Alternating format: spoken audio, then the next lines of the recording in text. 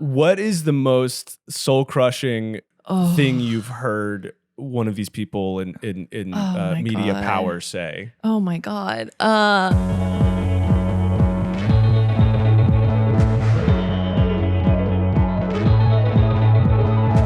Welcome to Shoulda Books, the podcast about all the books you should have read by now. My name is Jonathan, and today I am joined by author and screenwriter Kirsten King. Kirsten, welcome. Thank you. I'm so happy to be here. Thanks for making people read. Of course, that is the mission of this podcast, is to make you read.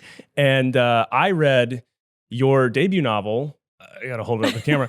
A Good Person, available everywhere now. And I really enjoyed it. So I read this, not that copy. I had the PDF. Oh, horrible reading experience. So I was traveling, and I was like, I'm not going to be able to get a physical copy. Yeah. So you sent me the PDF, and I read the whole thing on my phone. Oh my God. Scrolling it. And how books were meant to be read. Books, exactly. I know that was how you intended it to be read. Yes, that is the ideal reader experience.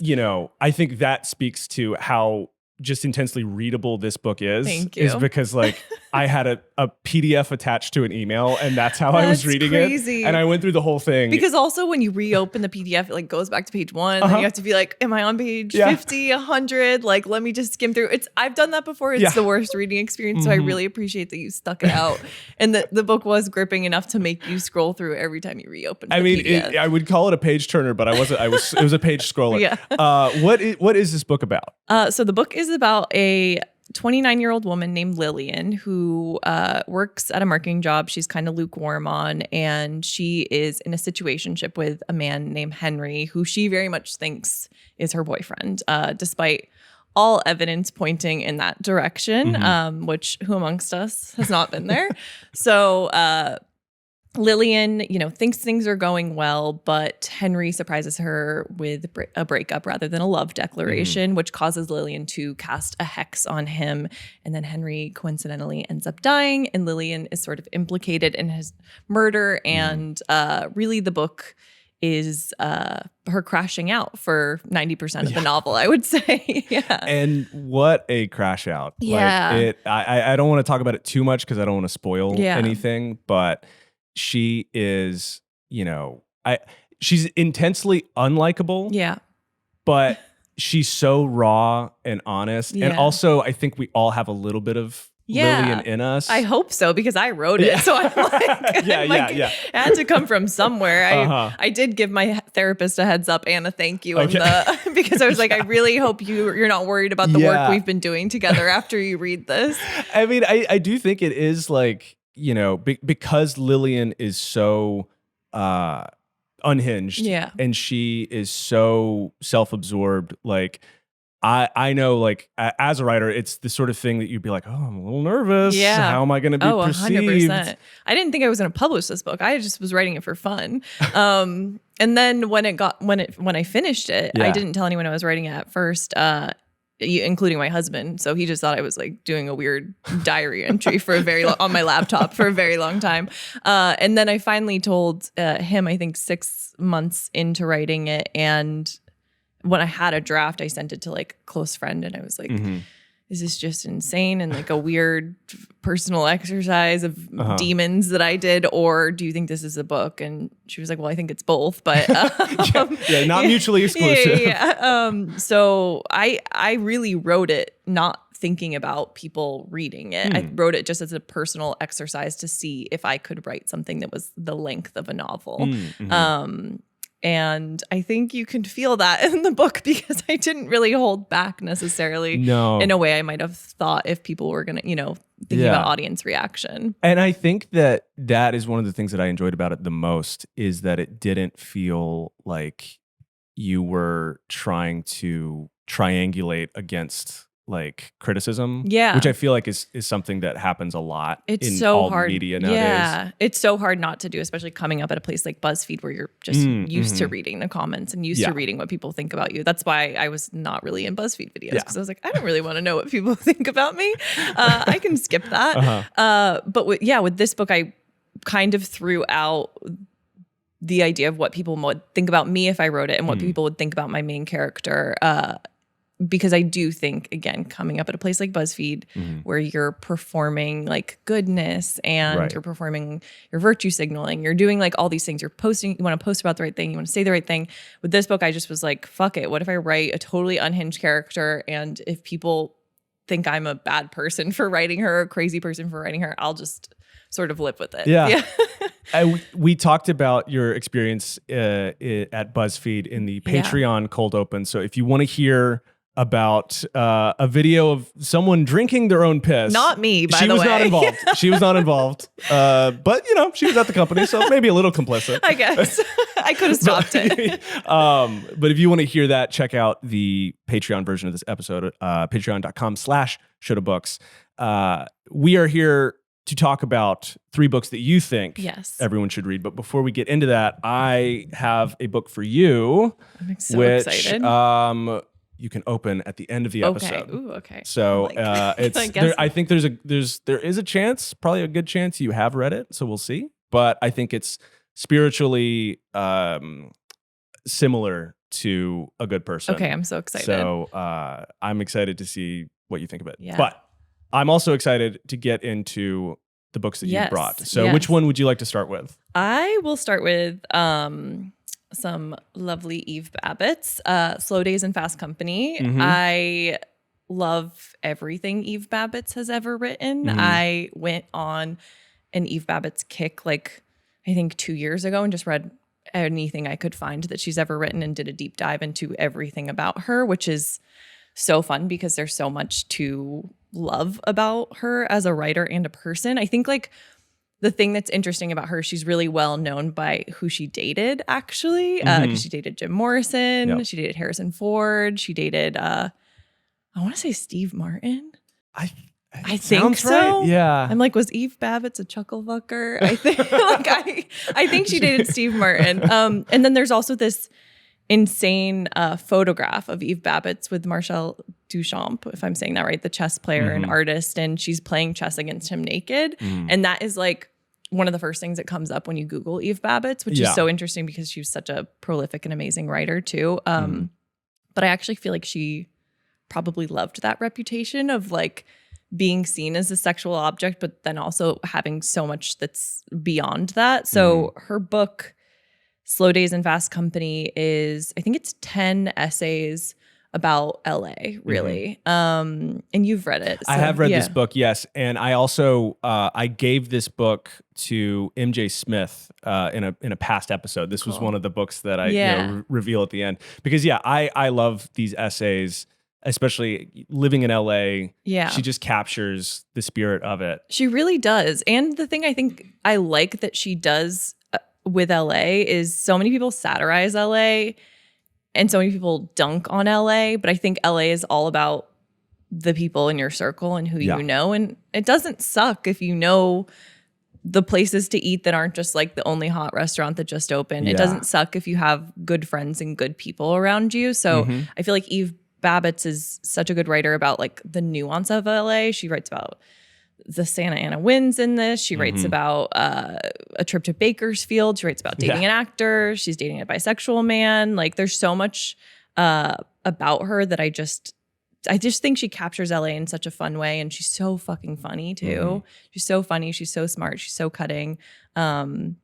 So I love this book, and I feel like this is one of my favorite LA-based writers. So I had to bring it. Yeah. The essay about dating the actor is so spot on. It's so good. I felt so seen in a way that I didn't like being seen by that essay. Yeah. And she was writing in like the 60s and 70s, right? That was kind of her time. Yeah, exactly. And so it's like a lot has changed since then, but a lot has not. A lot has not changed too. Yeah. And I think the thing that, she's so, the Santa Ana winds and the way she feels about it is like, for me, the perfect metaphor for who she is as a writer. She's just like someone that like goes outside and gets fucking blasted by the wind, where you have other writers like Joan Didion writing about it. And she's like, I hate the Santa Ana winds. Like always stay inside, lock the doors. And I think these two women are compared a lot. They are, yeah.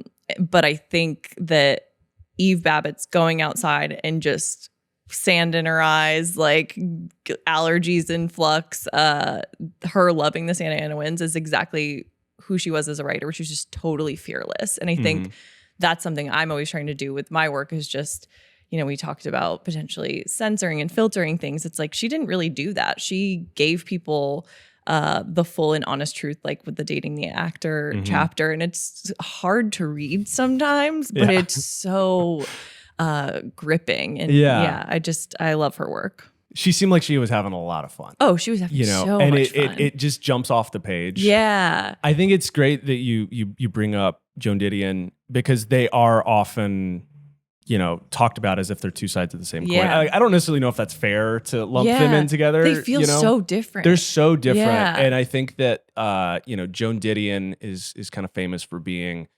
cool, cold almost, and detached. Yeah. And like that was kind of her genius, was the ability to kind of step outside the fray. She's the person like sitting in the corner of the party, like just observing. Kind of, and like obliterating everyone in her mind of just like taking it down, like this person's a phony, this person's a phony. And whereas Eve is the person who is like dancing on the table. She's in the mix. She's in the mix. She's in the mix. It's a totally different reading experience, because I do feel like with Eve, it feels like you are 4 glasses of wine deep talking to your friend when you're reading her book. And you know, Didion is kind of, as you said, that kind of taken a seat back observer.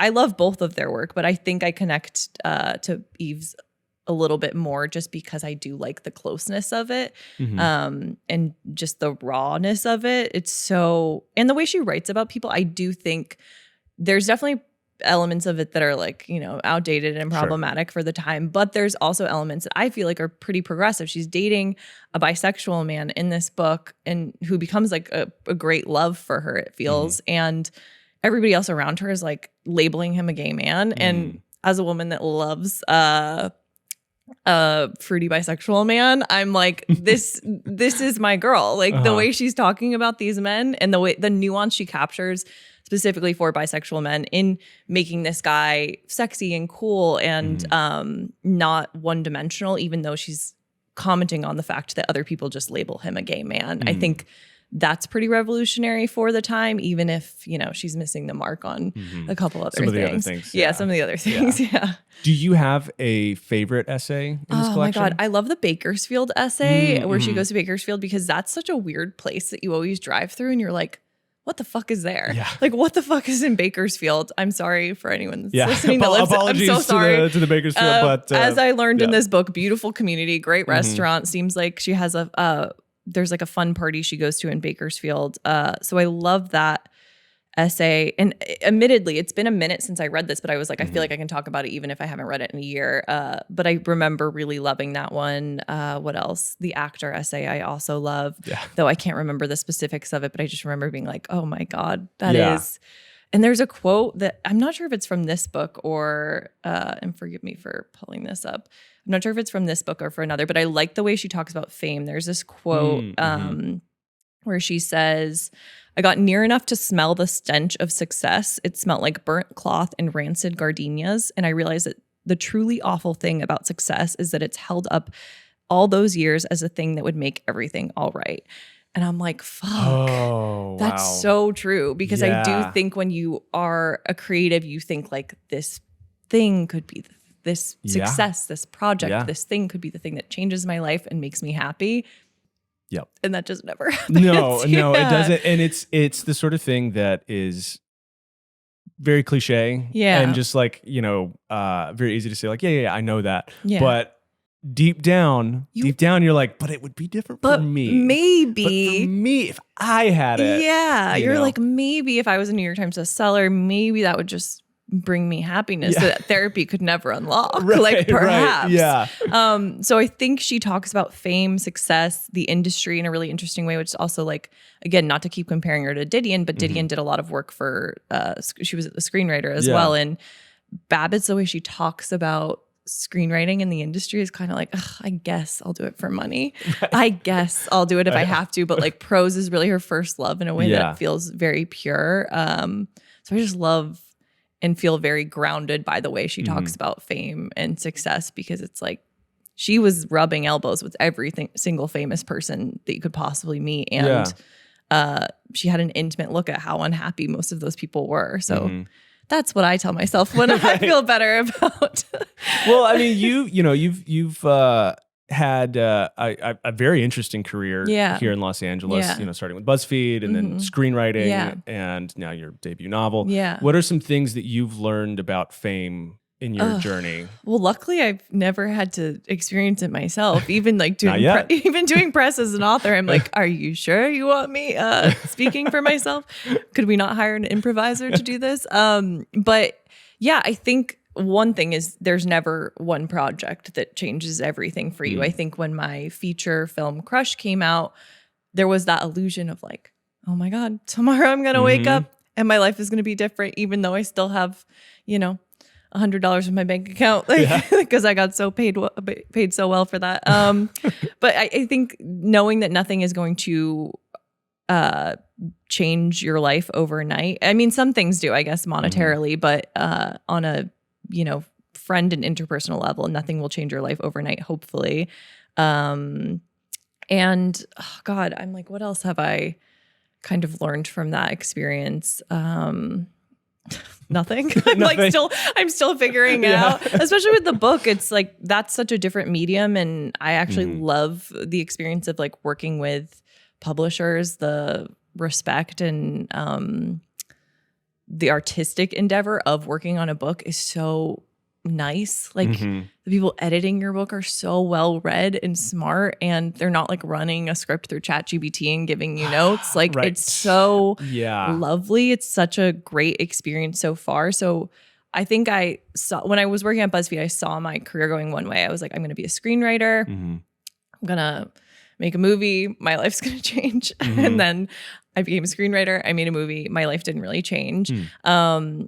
I'm super proud of the movie. I wrote it with my friend Casey Rackham, who also worked at BuzzFeed. And I love what we created, but it didn't change our lives artistically overnight. And then moving into books was something that I was like, I didn't really picture for myself. I thought of authors as just like on a different level than I was. I think of them as people that went to grad school for it, or like doing like Iowa and like, going to all these places and like very sophisticated academics. And that's not really how I view myself. I like love the Real Housewives. I love so, and you can feel that in the book probably. So I didn't really think it was for myself, but again, I did it as a personal challenge. And I think what this book taught me is you just have to do what's fun when you're writing and you're doing something creative, and not think about what's selling, because I was in that mind space for screenwriting. I was just trying to think of what would sell, and horrible place to work from creatively, as you can imagine. Yeah. Well, we're going to take a quick break, and when we come back, we will move on to your second book. Amazing. So what is the second book that you think everyone should read? The second book I think everyone should read is a book called Walking Through Clear Water in a Pool Painted Black. Kind of a mouthful. Incredible title. It's so evocative. It's by a writer named Cookie Mueller, who sadly is no longer with us, but she was actually in the camp of like the John Waters camp. Oh, right. Okay, yeah. So she acted in a lot of his, I think the majority of his films, honestly. And I don't know how much you know about John Waters. I love John Waters, but he like plucked these people from sort of obscurity or off the street, and had mostly people with very little experience in his films, which makes for this really like fun kind of art school vibe to all of his work. But Cookie is a woman that was an actor and writer, and she wrote this book. Well, this is like a collection of a memoir she started, and then some short stories at the end, or some people call them fables. So like the first half feels like essays and memoir, kind of similar to the Babitz book of, nonfiction, semi-autobiographical essays. And then the end is these sort of weirdo short stories. So it's a interesting reading experience, but Cookie is so funny, and she has had an insane life. Like she meets Charles Manson in this book. Wow. Yeah. Wow. she's writing in the 70s, and this was I think published in either the late 80s or 90s. She died in 1989 from an AIDS related illness, but the book is the thing I love is she writes these really traumatic things, but in a fucking hilarious way. One, meeting Charles Manson, like him asking her to get on a bus and smoke weed, I'm pretty sure is what happens. And she's kind of like, oh, this guy's like handsome, but kind of weird. Like, I don't know if I should go with him. And honestly, I'm like, girl, that would be my reaction to meeting Charles Manson too. I'd be like, is this weed good? Like, should I get on the bus? Like, what should I do? So she's had another like essay talks about a time where she was almost sexually assaulted, and the assaulter couldn't get his dick up. So he starts praying to God, and she escapes while he's like praying to God. Oh my God. And she's like, I don't want to figure out if God grants this rapist's wish. So again, it's like these things that are horrible, but she writes about them in such a funny and inventive way. She had a girlfriend that passed away because her breast implants leaked. Like, her life is just, oh my God, I know, horrible. That happens? I didn't know until this book. Jesus. Reason to not, but so her life is crazy. And I think anyone that ran in John Waters' camp in Baltimore at that time was kind of a crazy person. Yeah. And I say that complimentary. So the book goes from Baltimore, it goes to San Francisco. It's in San Francisco in the 80s. So it's also like, a lot of the people she's running with are being affected by the AIDS epidemic. And the other thing I love about this book is I feel like this is one of the books that captures true queerness in such a specific way, because it's queer both in sexuality, but it's also queer in just the fucking weirdo shit that they're getting up to. So yeah, I would recommend this book to anyone, especially people that just like funny writers. She's so funny. She's so smart. It's also, she has a child during all of these crazy endeavors. Her son's name is Max. And that particular look on motherhood is so interesting. I personally, I think you get a specific type of depiction of motherhood, and I feel more drawn to these depictions of people that feel very like their individual personality is at the forefront, and then the motherhood is kind of like secondary. And she's very honest about struggling. And I mean, I definitely think she's not necessarily a great mom, but she's dragging her kid along in San Francisco while she's talking to Charles Manson. So but it's such a fun read, and such a brilliant writer that I don't really think got her due during her time that she was writing. For folks who aren't familiar with John Waters, what was he about, and what was he making? Yeah, sorry, I just assume so John Waters is still making films, but he's a filmmaker that was working in Baltimore, in 70s, 80s, I want to say. I should be fact checked. He made the most popular film that people probably know is Hairspray, which I'm still I can't believe a studio gave him a budget to make that, given his track record, which is insane. He made a film called Polyester. He made a film called Serial Mom, Multiple Maniacs, Desperate Living. He was very prolific, and he was really known for cobbling things together on a shoestring budget, grabbing his friends and people he met, people with very little acting experience or no acting experience, and just sort of shooting these weirdo films, a lot improvised. And he's very beloved by, I think, the queer film community, honestly. And I actually worked on an animated show, and John Waters voiced one of the animated characters. Oh, wow. And typically writers will not be in those voice records, but I was to my showrunner, I was like, please, can I I'll be mic off, camera off. I just want to watch him cook. And I was allowed to watch him cook, and he's so funny. He's very campy. He is not afraid to write or make comedy that offends people, I would say, but he does it in this way that's not I don't know, not like any of the horrific white men that do that. Right. Like, it's not mean-spirited. Yeah, it's not mean-spirited. Yeah. You know, he's a queer man and his circle is queer, and it's just funny and weird. And he's one of my favorite filmmakers and definitely an inspiration for me and a lot of people, I think. Yeah. He's known as the Pope of Trash. Yes, right? exactly. There was an exhibit at the Academy Museum here in LA for him. Yeah. I've seen Hairspray, but I haven't seen you gotta watch. I need to. Yeah. I would start with Serial Mom. Okay. I love Serial Mom. I was Serial Mom 2 years ago for Halloween. Okay. No one understood what I was. They just thought I was like a weird housewife. And I'd be like, no, I'm Serial Mom. I didn't want to be that LA. Best? Isn't that the best? Isn't that the best to explain a costume? To explain it all night long. Yeah. It's the best. And also to be that person in LA being like, no, sorry, I'm in John. I was like, who am I? I should have been a cat. Like, come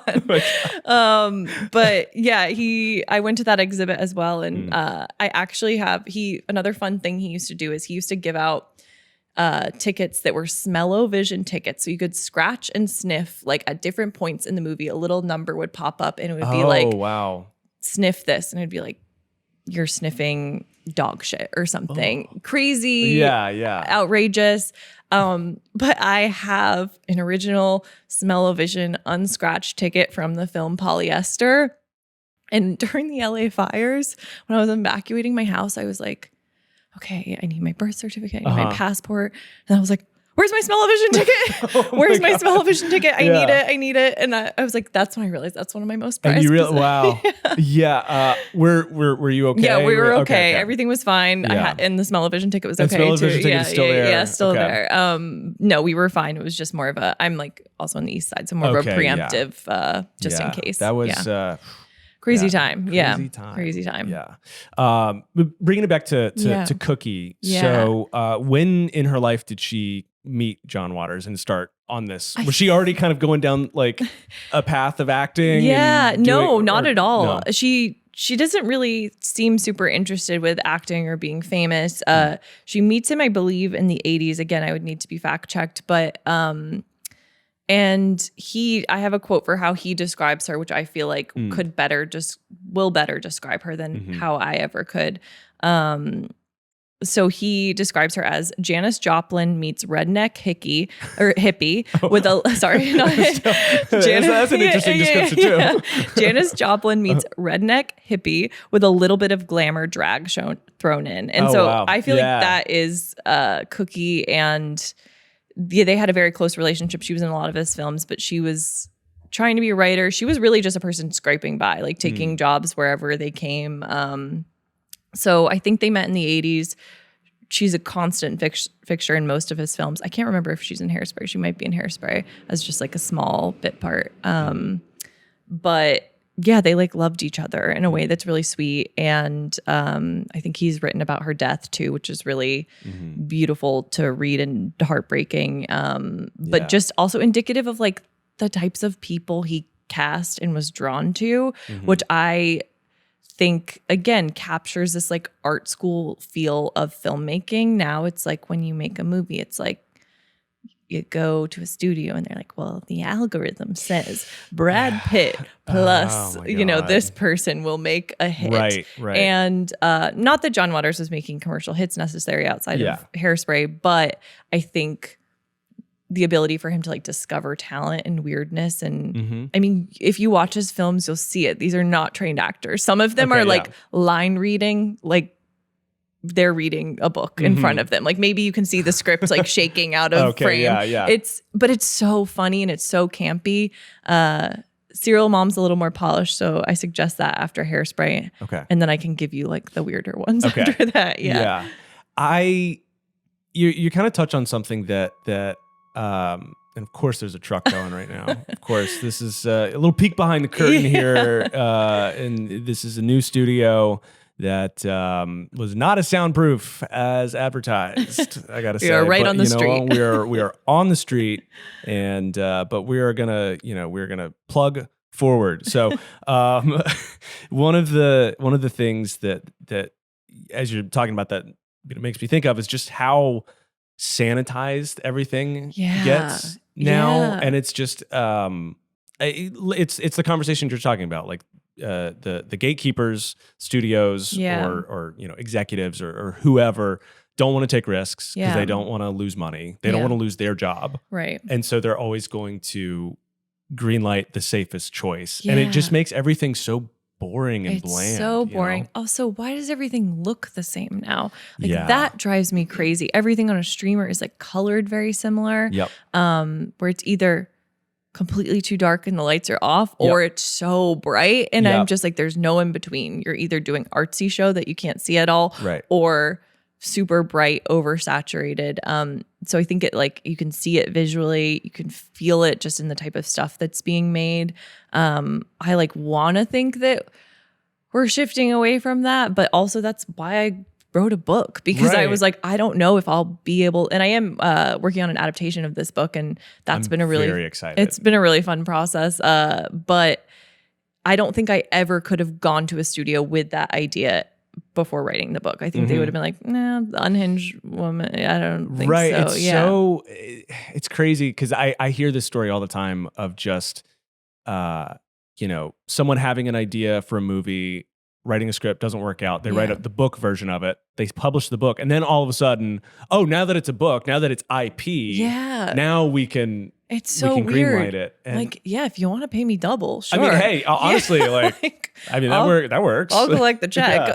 But it doesn't make any business sense. I'm like, I actually get why a lot of you guys are worried about your jobs, because you're making you're making crazy decisions. It's fascinating, and John Waters is the antithesis of the industry, I think, that we work in. And that's what's so compelling about him. Again, like, now after Hairspray, no one's, I don't know how many people are handing him $20 million for a thing. I actually think he would be like, what do I do with $20 million? Spend $10 million on a house in Fire Island and then spend the rest on the film? Like, I don't know. But our industry has gotten to the place where no one wants to take risks. And then when someone does take a risk and it really pays off and it does well, people will be like, well, that was just a one-off. And I'm like, or maybe it's because you let a creative do a creative thing. Like even with Barbie, I'm like, Greta Gerwig did her fucking thing with that. And rather than think, let's give other filmmakers a lot of money to do cool things, like indie filmmakers, perhaps let's give them money and see what they would make. The lesson from Barbie became like, what other Mattel products can we make? Hot Wheels. Let's go. I think that's happening. Polly Pocket, like they're all in development. A 5-film franchise about the Magic 8 Ball. Let's go. Don't say it. It's probably being optioned right now. Happening. I think it's probably happening. What is the most soul-crushing thing you've heard one of these people in media power say? Oh my God. I've been told so many crazy things. One, we already have a gay thing, which is crazy. They said we already have a gay thing, which I was like, don't say that out loud. Good Lord. Say that behind, close the door. I'd rather you not say it at all. But just, oh my God. I've also been told in an email, in writing, which is crazy. And there's a screenshot of it right here. I mean, that will be on the Patreon. Yes. I've been told that they're not making female-centric content right now. They're focusing on male content. What? Which I'm like, again, is that legal to put in writing? Right? It's so crazy. And that was probably like 2018 or 19 that someone said that. And now I feel like there's new ways of saying like we're just leaning into more like masculine. They won't say like male-centric or masculine, but I feel like there's other words, like whatever words you would describe for like a male-scented candle is like what people are saying in Hollywood now instead. It's it's classic. We're going classic and rugged. We're going rugged. We're going kind of an outdoorsy. Exactly. Taylor Sheridan. Taylor Sheridan. That's a constant comp. Oh my God. If only I could write what's that one with Landman. I would never write Landman, but if only I could, I would have so many houses. Maybe just one, but I would love one house. Yeah. Oh my God. Yeah. That's insane that someone put that in an email. Yeah. It's kind of crazy. But I think, and again, just say it behind my back, not to my face. Yeah. For this book, you mentioned that there's some short stories and you called them fables. Yeah. Why are they called that? I mean, it's kind of, and again, it's been a minute since I read this novel too. But they're kind of just like wacko experimental a little bit at points. I would have to reread them, honestly, because I've reread the memoir part so much because I'm very interested in like her life and her as a person. I think I only made it through the fables/short stories once. I don't really know why they're called fables, honestly. I was just, when I was re-Googling this book before, I was like, they're referred to as fables. So perhaps they are fables. And I didn't pick up on the meaning the first time. Yeah. Was there anything from this book, and I realized I didn't ask this about the first book, was there anything from either of these two books that found their way into A Good Person? Man, I think for both of these women, just the unfiltered nature of their work. And again, like we talked a little bit about when you're writing, wanting to be perceived a certain way, wanting your character to be perceived a certain way. I think especially with Cookie, she wasn't really afraid to be the villain of her story at times. She wrote pretty honestly about motherhood. She wrote pretty honestly about like not being a great parent at times. I think with my main character, Lillian, I just wanted to write someone that was kind of fucked up and kind of unlikable. And I think both of these women are way more likable than Lillian is. But they were just so unafraid of going there and exposing themselves and other people. And I think that only works. Like, I think when someone does a tell-all nonfiction and it's just really critiquing other people around them, for me as a reader, that doesn't work for me unless you're like coming to the table with an equal amount of vulnerability about yourself. And being as critical as yourself about yourself. So I think that worked for me. And, you know, with my book, a lot of people are like, she has the craziest thoughts. And I'm like, well, fuck, I wrote them. So they came from somewhere. Yeah, like you had the thoughts. They are, I would call them intrusive thoughts for sure. They're not things that like I genuinely feel or act on, but like I thought of them. So that came from something. Yeah. She is all impulse. Yeah. And it's just like, and she acts on her impulse in a way that most of us don't. Because I mean, you know, I like I said, reading this book, I saw myself in Lillian in ways that were uncomfortable. And a lot of that is just like, you know, some of those kind of, intrusive thoughts, but it's like, I don't act on them. And I think most of us don't act on them, but it's so, that's what's so fun about the book is like seeing someone who, what if they just did? What if she just did it? She just did it. Yeah. The main like exercise I was doing with this book, and I told you it started kind of just as a fun personal challenge. And the first question I asked myself in the first sort of writing exercises I did with this character was like, what would this woman do if she walked into a room? And I feel like my answer is like literally anything. She could do anything. She could burn it down. She could like hook up with someone in it. You really don't know what she's going to do. And I actually feel like for Cookie, that's kind of similar. What would this woman do if she walked into a room and anything? It could be anything. It could be anything, which is really, really fun to read. Well, I'm excited to get to your third and final book. We're going to take one more break and then we'll be back.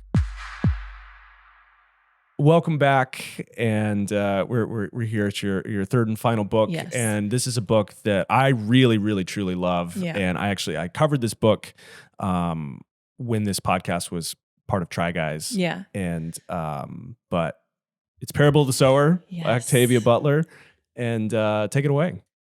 I mean, this is just like the sci-fi template to me. I think Butler is a master at sci-fi, master at writing the reality of the situation that we're all living in right now.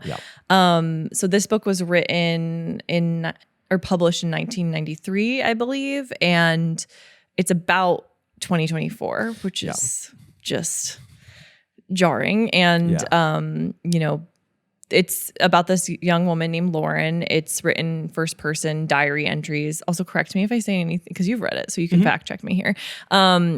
From the perspective of a young Black woman named Lauren living in a little bit outside of LA, I think. And she's writing first person in diary entries. And one, I just love a book written in first person, as you can tell from my book. But Butler, one, predicts so many things that have happened to us in a way that is so jarring.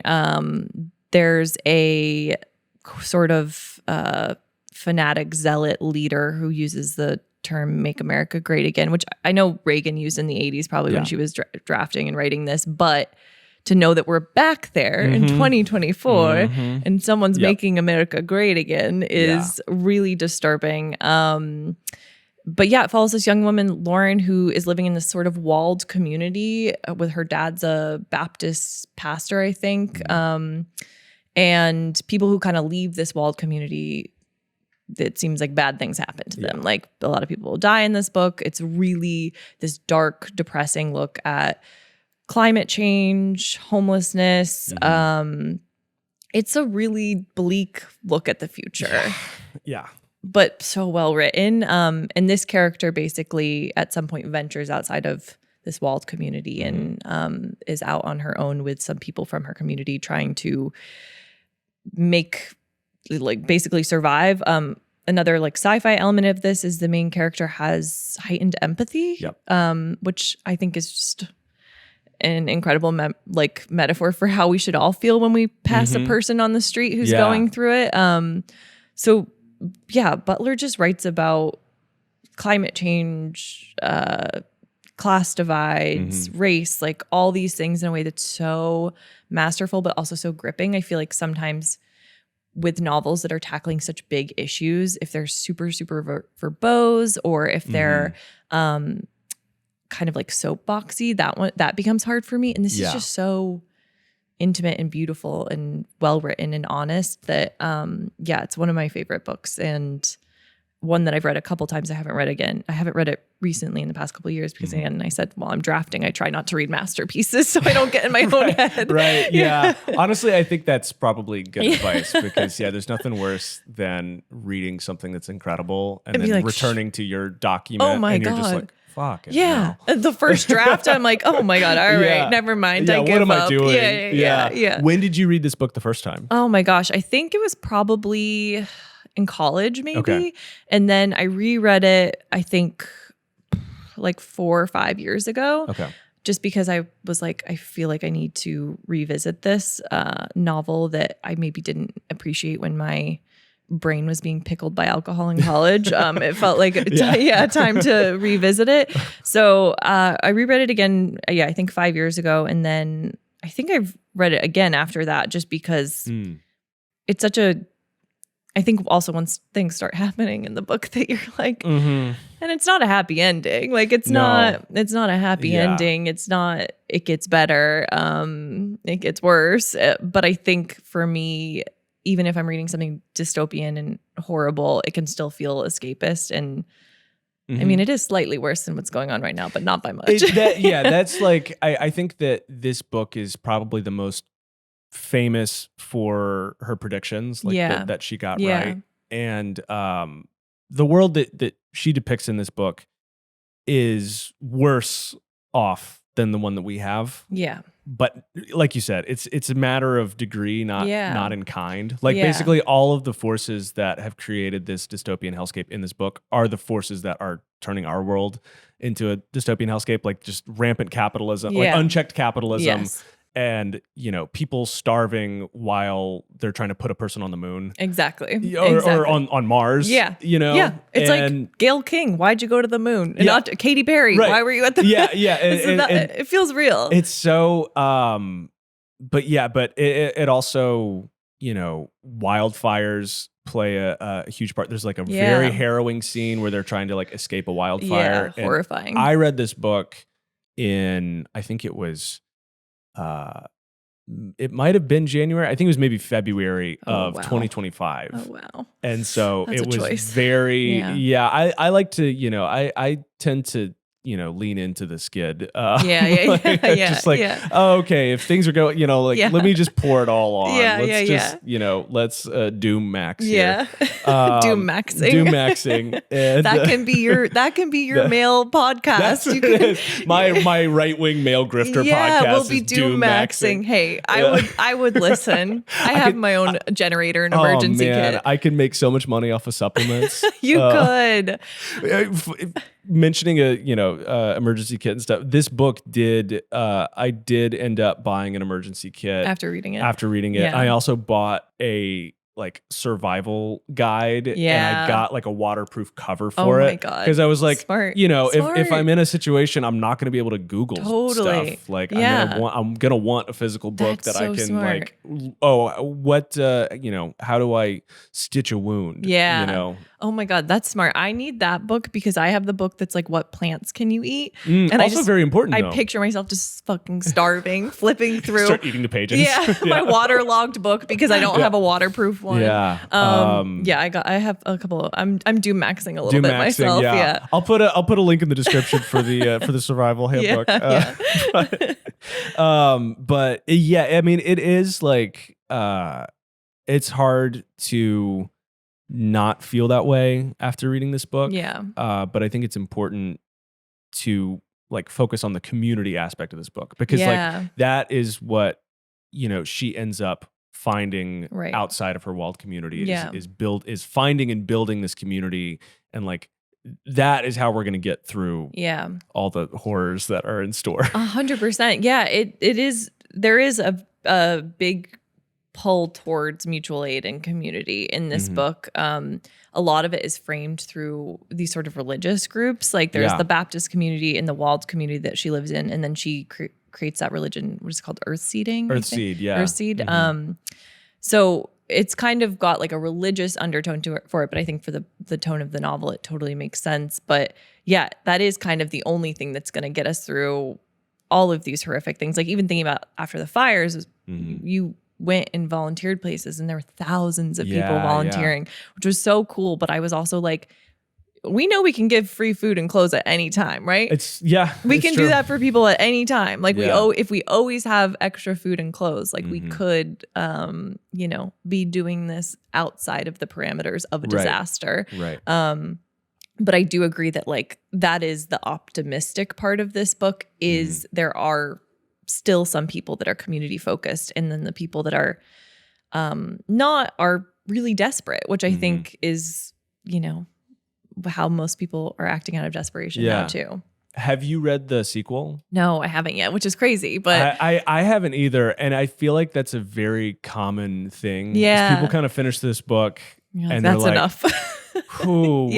I don't know if I can, maybe I'm not a real doom maxer. Yeah. Because once you start the podcast. Once I start, we'll start with Parable of the Talents. It's also one of the things where like she didn't finish the series. Right. Because she had a third book planned. Yeah. And the third book was gonna, I don't know, maybe you know this, but like it was gonna be set hundreds, if not thousands of years in the future. I didn't know that actually. Yeah. And it was basically the adherence to the religion that she starts, Earthseed. So she sees how it like kind of fosters into something negative potentially. I don't know if it was going to necessarily be negative. Okay. Probably. Okay.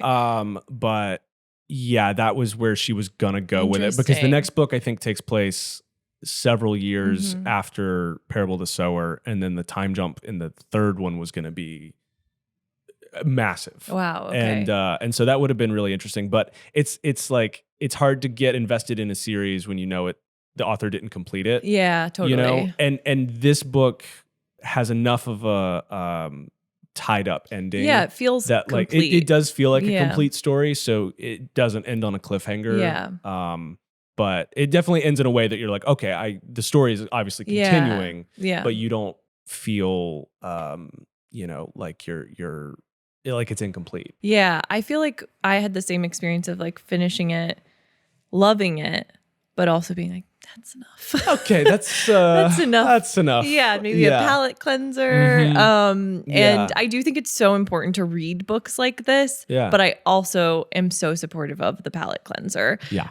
It's also like it's a longer read, and I think this a book like this is also so fun for me because I love to read a book in like 3 days and just be done with it. But this one is one you kind of have to marinate on, and there's also points where you're like, okay, I'm gonna put that down because that has happened, or some version of that has happened in our reality. And I think it's one that you can kind of read slowly over months if you want to. What were some takeaways you got when you revisited the book? Yeah, I mean, I think the community aspect for sure. I think the heightened empathy thing was really interesting to me. And I just feel like it was such a smart way to remind people that we're like turning off our empathy quite often.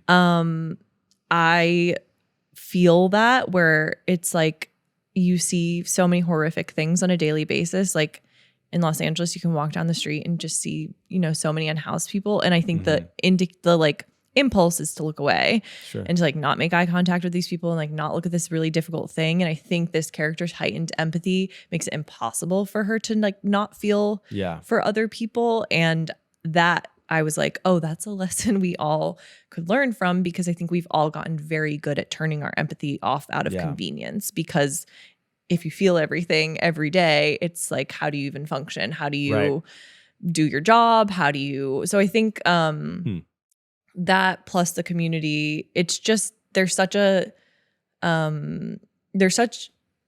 horrific stuff happening, but there's also such an optimistic way of being despite it all in this. So that was something that like when I revisited it again out of college, and I was like, this is actually really inspiring in a way and interesting in a way. And I think Octavia Butler as a person and activist and writer, it's like that was just in every single thing she did, those theses are there. So just her as a writer, I'm like so inspired by. I'm writing crazy silly little stories. And she really like, her impact on literature and the world is so insane to me. So that the heightened empathy thing is something that I kind of stuck to more. And then the religion thing is really interesting to me, because I thought it was interesting that community was more easily formed through the confines of religion, which I also see happening here. And like, I'm not a religious person. I grew up Catholic, and I feel like this is a common story for a lot of people that grew up Catholic, where you're not religious anymore. But I think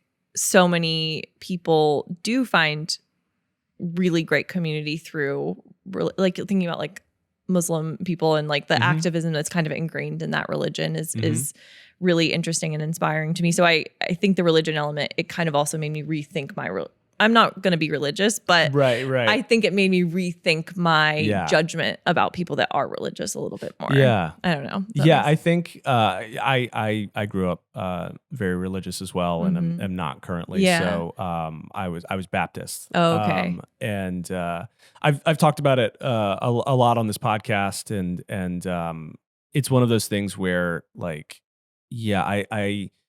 I just don't believe. But sometimes I wish I did, because especially when horrible shit is happening. I still catch myself throwing up a little prayer every now and then. Like when things are during the fires, I was like, am I praying? What's going on? Just because I think it's comforting to think there's something bigger than us. I don't necessarily, I'm not a religious person. I don't see myself being a religious person. I think there's other ways to find community outside of religion, but this book and, kind of what it's saying about religion and community is interesting to me. Yeah. And that is one of the reasons why I want to read the next book, because I want to see where Butler takes the religion, especially considering that, her plan was to take it very far into the future. And so, I wonder if we start to see the downside and the dark side. To be the creator of a religion, like there's gotta be a little cult stuff going on. Like it goes a lot beyond just videos of interns drinking their piss, like we talked about the cult of BuzzFeed. So I see the like social utility of it. Same. And I don't know what a good substitute for that is. I know. It's not for me, but I do sometimes crave, especially like in LA, you find your community, but you don't have like the same type of community as a small town or whatever. And I even just think about like, I feel bad for my friends that have kids and they're like begging a group chat of 16 people, like, can anyone watch my kid right now? And I'm like, that probably doesn't happen in, certain religious communities. There are elements that have function, but so I'm constantly thinking about like, how do you create more communities outside of, having like to believe something crazy. I was literally last night, I was talking to a friend about this, and we were kind of just talking about religion and spirituality and how it's just so fascinating that ultimately religions are attempts to explain what's going on. And it's like this region over here came up with this path. Yeah. And this really region over here like came up with this path. And it's like we're all looking at the same data. Totally. And you know, and so I think that's why there's so many shared things through many religions. And like for me, it comes down to like, okay, is this a framework that, you know, makes you put yourself less and put others more? Like that's really the heart of it. You know? And I think to tie it back to your novel, I think that Lillian kind of embodies the individualism that like she's so godless. Well, just that like I think that the internet has just like thrown gasoline on. Like we all have that urge in us of just that feeling of like I'm the most important person. Because I am the center of my universe. I'm the one perceiving all of this stuff, the solipsism that comes with that. And I think that, you know, the internet just enables that in a huge way, especially like it's not really an element in the book, but like I'm just imagining Lillian going on to ChatGPT. Oh my god! So like this is my next book. Okay. Well, here let's I know I'm happy to give a synopsis of it, but I'm very interested by individualism, also fueled by AI and ChatGPT and things that exist on a validation loop and like really just make you think. Talk about like center of your own universe. It's just that times, you know, 1,000 or an infinite number, whatever is available online. So my second book is called Here For You. And it's about a young woman that gets out of a 9-year relationship and starts talking to a chatbot basically to cope with this heartbreak she's going through. And it's not a normal chatbot, but the chatbot is an extension of I'm imagining a world where like podcast hosts or you know, famous people can have chatbots that are extensions of themselves to encourage parasocial relationships. Like if you have an advice podcast, like you can have a chatbot that talks to your listeners and gives people advice. So this woman starts talking to a podcaster's chatbot and increasingly becomes more delusional, becomes more connected to the chatbot. So yeah, it's been really interesting and horrifying to research. One of the other books I thought about bringing was this book called Empire of AI by Karen Howe. If you've read that, I know. It's amazing. It's a very approachable entry point into the inception of AI that like was really helpful for me researching the book, because I'm not going to write a book about AI from an expert perspective. I don't work in AI. I don't use AI. That's not my experience, but I can write the perspective of a delusional woman talking to a chatbot. I was like, that might be my lane. But this book, Empire of AI, was really informative just about the sort of space race that happened with AI where everybody wanted to be the first to get it out. And as a result, now we have this crazy thing that's causing delusions and having hallucinations and using so much water. And it's the stuff of Parable of the Sower. I am very excited to read this, but I know that it's probably going to hurt. It hurt to write and it's hurt to research. I'm editing it now. And it's been, and I was like, can I write a chatbot if I don't really use chatbots myself? Yes. Yes. It's actually pretty easy, sadly. But you know what? That's what the chatbot would say. Yeah, I know it is. Say, exactly. You know what? You can. You know what? You can do it, Kirsten. Do it. Of course you can do it. You're going to be great at this. Yes, queen, do it. They're so, I did look at this Reddit a little bit too for inspiration or research. It's called My Boyfriend is AI. Have you heard of this Reddit? I have not heard of this Reddit. I've heard of the phenomenon, but it's people in relationships with AI, which at first I was so judgmental of. And then I went on this Reddit and I was like, this is actually a symptom of everything that's going on. And like everything we've been talking about, like loneliness and a lot of what I talk about in my first book, like desperation to be loved. Like it's actually, I kind of get it now. I get the impulse now to turn towards a chatbot, and you know, I think the validation cycle is particularly problematic. But and there's also a lot of queer people on there that are like living in places where they don't feel safe, and so they like are in an AI relationship and creating photos and having fake weddings and like doing all these like living out this sort of wish fulfillment that maybe they couldn't. So I have a lot more empathy for people that engage in it. Whereas before, I think when I started the book, I had a lot more judgment. And I'm hoping that the empathy comes through in the novel as well. We'll see. Well, I'm very excited to read it. And I'm so glad you brought in these books. I've read 2 out of 3. The third one I need to read as well. Yes. We've come to the time where now you're going to open the book that I gave you, and so I am very curious if you have read this or not. And so we've also come to the point where we're doing handheld mics, and so I got a vamp while you. While you I'm like I can try and do it one-handed. Yeah, do what feels natural. This is going to be very relevant given something that we discussed earlier. Oh my God, I haven't read this. You haven't read this? Okay. No, somehow I haven't read this book, but this is like, this is one of the Didions I have not read. So Play It As It Lays by Joan Didion. I really love it. I mean, I think it's the only novel of hers that I've read because everything else I've read was nonfiction. Yeah. But this is about a woman who lives and works in LA, and it's told like from her perspective, and it's very, she is kind of a proto Lillian in some ways. Oh, I love it. That, like, she is very chaotic and kind of impulsive. Yeah. And not what you would classify as a nice, good person. Okay, great. I'm so in. But you're there for the journey. Oh, I cannot wait. But I mean, it's a great counterpoint to Eve's style, where this is like, it doesn't get colder and more detached. I can't wait than this one. I'm so excited. I haven't read this one somehow, and I also love that I get a gift on this podcast. That is such a great. But also, how many books do you have to read to do this thing?